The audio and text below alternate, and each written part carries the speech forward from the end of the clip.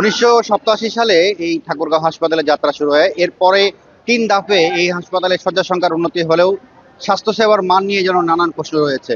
আমরা এখন রয়েছি ঠাকুরগাঁও 250 শয্যা বিশিষ্ট যে জেনারেল হাসপাতাল রয়েছে এই হাসপাতালে আমরা যতটুকু লক্ষ্য করেছি যে প্রতিদিনই প্রায় 700 থেকে 1000 পর্যন্ত রোগী কিন্তু এখানে চিকিৎসা নিতে আসছেন। ঠাকুরগাঁও জেলার পাশাপাশি এখানে আমরা লক্ষ্য করেছি পঞ্চগড় থেকেও এখানে কিন্তু অনেক রোগী আসেন চিকিৎসা নিতে। তবে এই হাসপাতালের শয্যা সংখ্যার উন্নতি হলেও এখানে যেমন স্বাস্থ্যসেবার মান নিয়ে যেমন প্রশ্ন রয়েছে, এখানে যদি আপনাকে আমরা একটু জানিয়ে রাখি যে এই হাসপাতালে আহ, অনেক গুরুত্বপূর্ণ যেসব রোগী আসেন, মুমূর্ষু অবস্থায় যেসব রোগী আসেন, তারা কিন্তু এখানে চিকিৎসা নিতে আসলে দ্রুত সময়ে কিন্তু এখান থেকে তাদেরকে রংপুর কিংবা দিনাজপুর মেডিকেল কলেজে কিন্তু সেখানে রেফার করা হয়। এখানে যারা ভুক্তভোগী রয়েছেন তারা বরাবরই আমাদেরকে একটি অভিযোগ করেছেন, এখানে স্বাস্থ্যসেবার মান নিয়ে তারা অনেক অভিযোগ রয়েছে। সেই সাথে হাসপাতাল পরিষ্কার পরিচ্ছন্নতা নিয়েও কিন্তু অনেক অভিযোগ রয়েছে। এখানে যারা চিকিৎসা নিতে আসেন তারা যেটি বলছেন যে দীর্ঘদিন থেকে এই হাসপাতালে তারা এখানে চিকিৎসা নেন। অনেকে যারা আসছেন চিকিৎসা নিতে আসলেও কিন্তু এখানে তারা অনেকটাই ভোগান্তির শিকার হচ্ছেন। আমরা যদি একটু আপনাদেরকে জানিয়ে রাখি, আমরা হাসপাতাল কর্তৃপক্ষের সঙ্গে কথা বলেছিলাম, তারা যেটি বলছেন যে এই হাসপাতালে এখানে মেডিসিন বিভাগ রয়েছে, সার্জারি বিভাগ, গাইনি বিভাগ, শিশু বিভাগ থাকলেও এখানে কিন্তু নিউরোলজির কোনো বিভাগ নেই। সেই সাথে ঠাকুরগাঁও জেলার পাশাপাশি এখানে কিন্তু 5 উপজেলার যে পার্শ্ববর্তী জেলা রয়েছে, উপজেলার পাশাপাশি পার্শ্ববর্তী জেলার পঞ্চগড়ে অনেক রোগী কিন্তু এখানে চিকিৎসা নিতে আসেন। এই হাসপাতালটিতে আমরা যতটুকু জানতে পেরেছি এখানে কোনো আইসিইউ নেই, কোনো সিসিইউ, এনআইসিইউ, পিআইসিইউ সহ ডায়ালিসিস ইউনিট এখানে কিন্তু কোনো কিছু নেই। আর এসব না থাকার কারণে যেসব মুমূর্ষু রোগীরা এখানে চিকিৎসা নিতে আসেন তাদের কিন্তু দ্রুত সময়ে এখান থেকে রংপুর কিংবা দিনাজপুর মেডিকেল যে কলেজ আছে সেখানে কিন্তু রেফার করা হয়।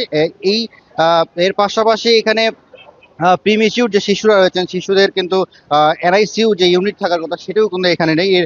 এবং এইগুলো না থাকার কারণে দীর্ঘদিন থেকেই কিন্তু ঠাকুরগাঁওয়ের যারা এখানে মানুষরা যারা সেবা নিতে আসছেন তারা কিন্তু এখানে চরম ভোগান্তির শিকার হচ্ছেন। আমরা যদি আপনাদেরকে একটু জানিয়ে রাখি, ফেব্রুয়ারি মাসের 28 তারিখে এখানে স্বাস্থ্য শিক্ষা অধিদপ্তরের মহাপরিচালক সহ 6 সদস্য বিশিষ্ট একটি মেডিকেল টিম এখানে এসেছিলেন।